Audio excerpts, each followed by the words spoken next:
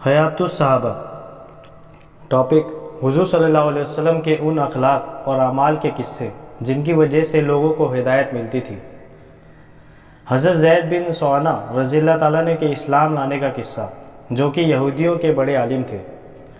حضرت عبداللہ بن سلام رضی اللہ عنہ فرماتے ہیں کہ جب اللہ نے حضرت زید بن سوانہ رضی اللہ تعالیٰ عنہ کو ہدایت سے نوازنے کا ارادہ فرمایا تو حضرت زید بن سوانہ نے اپنے دل سے کہا کہ حضور صلی اللہ علیہ وسلم کے چہرے پر نگاہ پڑتے ہی میں نے نبوت کی تمام نشانیوں کو حضور صلی اللہ علیہ وسلم کے چہرے پر پا لیا تھا، لیکن دو نشانیاں ایسی تھیں جن کو میں نے آپ میں ابھی تک آزمایا نہیں ہے۔ ایک تو یہ کہ نبی کی بردباری اس کے جلد غصے میں آ جانے پر غالب ہوتی ہے، دوسرا یہ نبی کے ساتھ جتنا زیادہ نادانی کا معاملہ کیا جائے گا اس کی بردباری اتنی زیادہ بڑھتی ہے۔ چنانچہ ایک دن آپ حجرے سے باہر تشریف لائے، آپ کے ساتھ حضرت علی بن ابی طالب رضی اللہ تعالیٰ عنہ بھی تھے۔ آپ کے پاس ایک آدمی اونٹنی پر سوار ہو کر آیا جو دیکھنے میں بدو معلوم ہوتا تھا۔ اس نے کہا، اے اللہ کے رسول صلی اللہ علیہ وسلم، فلاں قبیلے کی بستی میں میرے کچھ ساتھی مسلمان ہو چکے ہیں۔ میں نے ان سے کہا تھا کہ اگر وہ اسلام قبول کر لیں گے تو ان پر روزی پھیلا دی جائے گی، لیکن اب وہاں قحط آ گیا ہے اور بارش بالکل نہیں ہو رہی ہے۔ اے اللہ کے رسول صلی اللہ علیہ وسلم، مجھے اس بات کا خطرہ ہے کہ جیسے وہ لالچ میں آ کر اسلام میں داخل ہوئے اسی طرح لالچ میں آ کر کہیں وہ اسلام سے نکل نہ جائے۔ اگر آپ مناسب سمجھے تو ان کی مدد کرنے کے لیے کچھ بھیج دیں۔ آپ کے پہلو میں جو آدمی تھا آپ نے اس کی طرف دیکھا، میرا خیال یہ ہے کہ وہ حضرت علی تھے۔ تو اس آدمی نے کہا، اے اللہ کے رسول صلی اللہ علیہ وسلم، اس مال میں سے کچھ نہیں بچا۔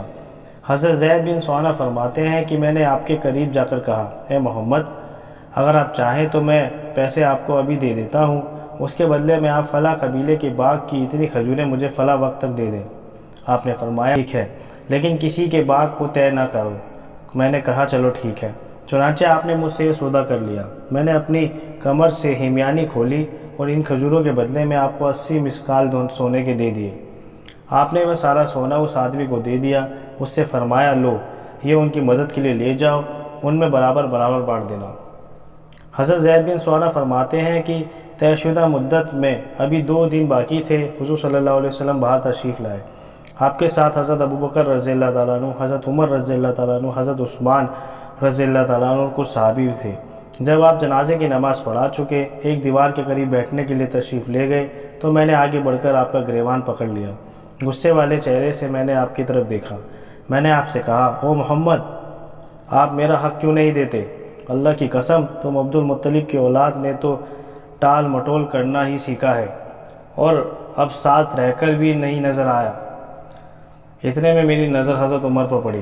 غصے کے مارے ان کی دونوں آنکھیں گول آسمان کی طرح گھوم رہی تھیں۔ انہوں نے مجھے گھور کر دیکھا اور کہا، اے اللہ کے دشمن، تو اللہ کے رسول کو وہ باتیں کہہ رہا ہے جو میں سن رہا ہوں، ان کے ساتھ سلوک کر رہا ہے جو میں دیکھ رہا ہوں۔ اگر آپ کی مجلس کے ادب کا لحاظ نہ ہوتا تو ابھی اپنی تلوار سے تیری گردن اڑا دیتا۔ اور حضور صلی اللہ علیہ وسلم مجھے بڑے سکون اور اطمینان سے دیکھ رہے تھے۔ آپ نے فرمایا، اے عمر، مجھے اور اسے کسی اور چیز کی ضرورت تھی؟ مجھے تو تم اچھی طرح اور جلدی عطا کرنے کو کہتے ہو اور اسے ذرا سلیقے سے مانگ کرنے کو کہتے۔ اے عمر، انہیں لے جاؤ اور جتنا ان کا حق بنتا ہے وہ بھی ان کو دے دو۔ جو تم نے ان کو دھمکایا ہے اس کے بدلے میں 20 آنس کھجور اور دو۔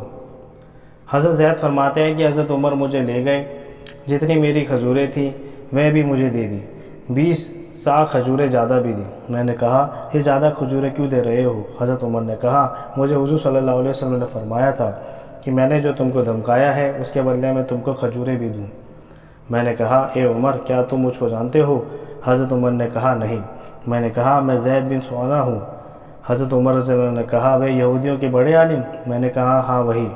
تو حضرت عمر رضی اللہ عنہ نے کہا، اتنے بڑے عالم ہو کر تم نے اللہ کے رسول صلی اللہ علیہ وسلم کے ساتھ ایسا سلوک کیوں کیا اور ان کو ایسی باتیں کیوں کہی؟ میں نے کہا، اے عمر، حضور صلی اللہ علیہ وسلم کے چہرے پر نگاہ پڑتے ہی میں نے نبوت کی تمام نشانیوں کو حضور صلی اللہ علیہ وسلم کے چہرے میں پا لیا تھا، لیکن 2 نشانیاں ایسی تھیں جن کو میں نے آپ میں ابھی تک آزمایا نہیں تھا۔ ایک یہ کہ نبی کی بردباری اس کے جلد غصے میں آ جانے پر غالب ہوتی ہے، دوسرا یہ کہ نبی کے ساتھ جتنا نادانی کا معاملہ کیا جائے گا اس کی بردباری اتنی زیادہ بڑھتی جائے گی۔ اور اب میں نے ان دونوں باتوں کو بھی آزما لیا ہے۔ اے عمر، میں تمہیں اس بات پر گواہ بناتا ہوں کہ میں اللہ کے رب ہونے پر، اسلام کے دین ہونے پر، محمد کے نبی ہونے پر دل سے راضی ہوں۔ اس بات کا گواہ بناتا ہوں کہ میرا آدھا مال محمد صلی اللہ علیہ وسلم کی ساری امت کے لیے وقف ہے، اور میں مدینہ میں سب سے زیادہ مالدار ہوں۔ حضرت عمر رضی اللہ عنہ نے فرمایا، ساری امت کے بجائے کچھ امت کہو، کیونکہ تم ساری امت کو دینے کی گنجائش نہیں رکھتے ہو۔ میں نے کہا، اچھا، کچھ امت کے لیے وقف ہے۔ وہاں سے حضرت عمر اور حضرت زید حضور صلی اللہ علیہ وسلم کی خدمت میں واپس آئے۔ حضرت زید نے پہنچتے ہی کہا، اشہد ان لا الہ الا اللہ واشہد ان محمدا عبدہ ورسولہ، اور حضور صلی اللہ علیہ وسلم پر ایمان لائے اور آپ کی تصدیق کی اور آپ کے ہاتھ پر بیعت کی۔ حضور صلی اللہ علیہ وسلم کے ساتھ بہت سے غزووں میں شریک رہے۔ غزوہ تبوک سے واپس آتے ہوئے نہیں بلکہ آگے بڑھتے ہوئے انہوں نے وفات پائی۔ اللہ حضرت زید پر اپنی رحمتیں نازل فرمائے، آمین۔